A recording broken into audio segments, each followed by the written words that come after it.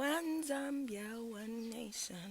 Yeah, yeah, one nation, one love. One Zambia, one nation. Yeah, yeah, one nation, one love. Yeah, yeah. Hello, hello, hello. Tell your friends to join us. Share this video quickly. Let's start talking about Bowman and Kings apologizing and everything that's going on in Zambia right now. Where's everybody? Where's everybody? Should we start? Should we start? Share the video so that we can have as many people.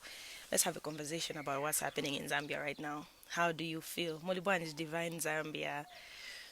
Oh my god, no sound. Can you hear me now? Can you?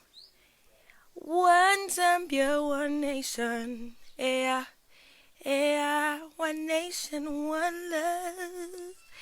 Oh, one Zambia, one nation. At least I can 100 one, so we can start talking about everything that's going on. Hey, Kawe. Hey, Joe. Can you hear me loud and clear?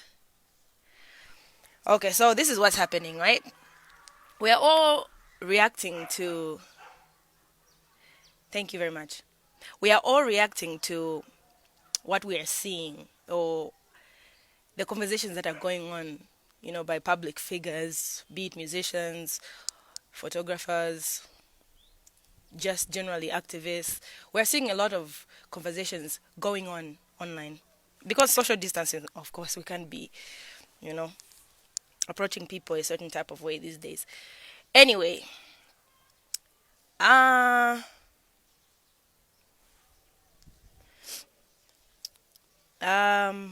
this is what's going on. First of all, King's Malembe's apology. I want to talk about that. He says he's sorry because he's got access to State House. He can go and have conversations with our president and the first lady and the first family. He's got access to them because he belongs to their house. Where does that leave me, Wezi, who's not politically affiliated? Am I less of the president's daughter, in connotations? Am I less of a daughter of this nation? Can't I have conversations with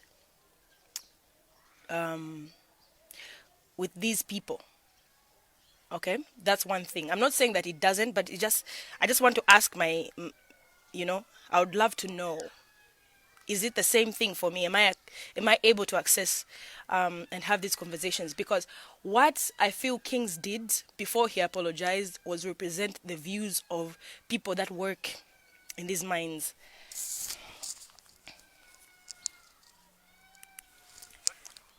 Hey, can I call you back? Okay.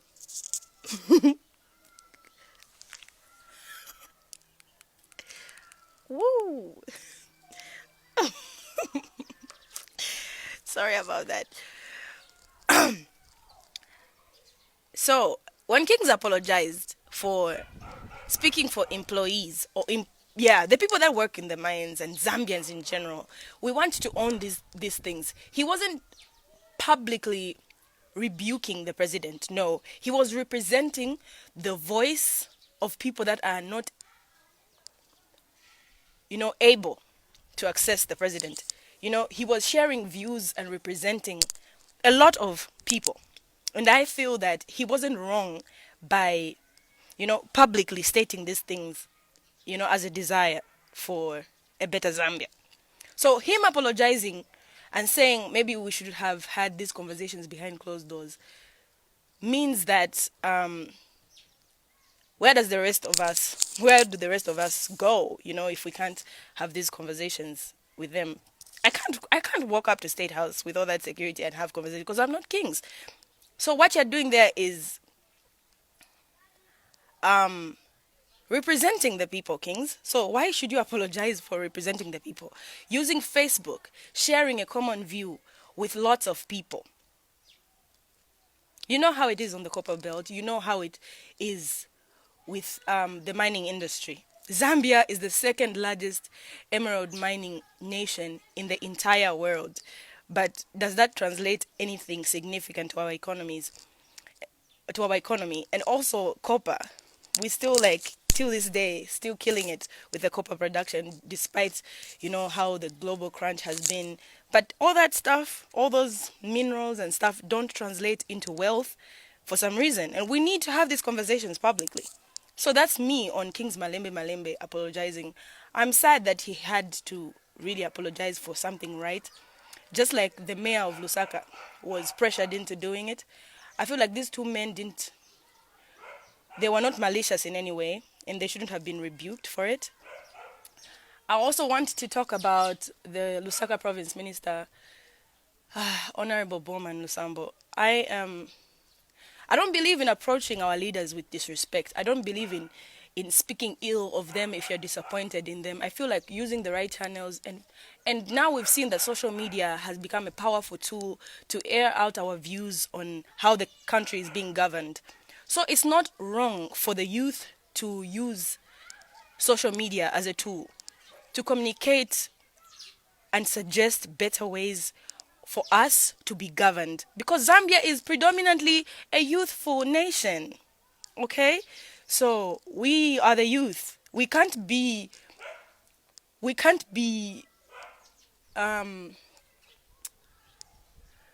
what's the word? We can't be They can't rule us using the same style that they were using many decades ago. I hope the English is correct. The English is correct. Damn. Chizungu chivuta. But you get what I'm saying. We can't have people ruling this nation the exact same way that it was being ruled a long time ago. You know? There's social media, there's technological advancements, there's a lot of things that have changed, and we need to see our age mates in certain places of, you know, influence and leadership, honestly speaking. That's what I think. So, before Bowman, the Honorable Minister Bowman Lusambo rebuked publicly B-Flow and, the rest, did he try to dialogue with them? Did he try to reason with them? And did he try? Because when people are complaining about certain things going on in society, do you attack them for complaining, or do you try to understand where they're coming from and where they need to be correct them, and where you need to also compromise?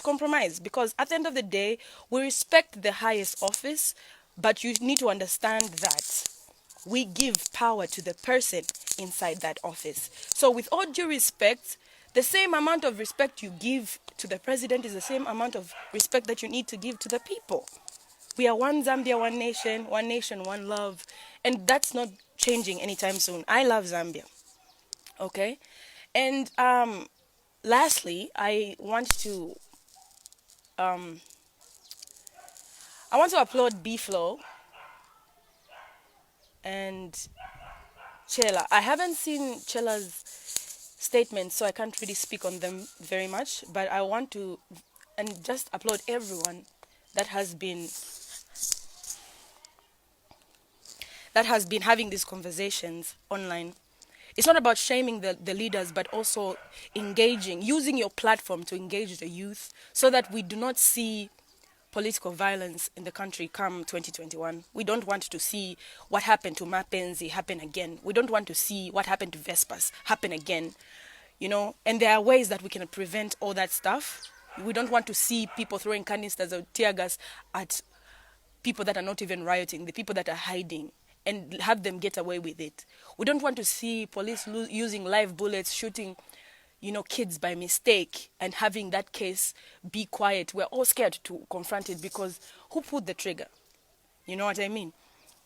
So I want to applaud all the public figures, be it celebrities or not, for having this conversation online and engaging your fellow youth. It's very important. Please, let's continue to do it. Please, let's continue. Do not feel shame and do not feel afraid. There's nothing wrong that you're doing. My only plea is that you need to be very inclusive. Don't shame others for having a different opinion from yours. Just find healthy ways of having dialogue and say no to tribalism and political violence. It's going to destroy our nation.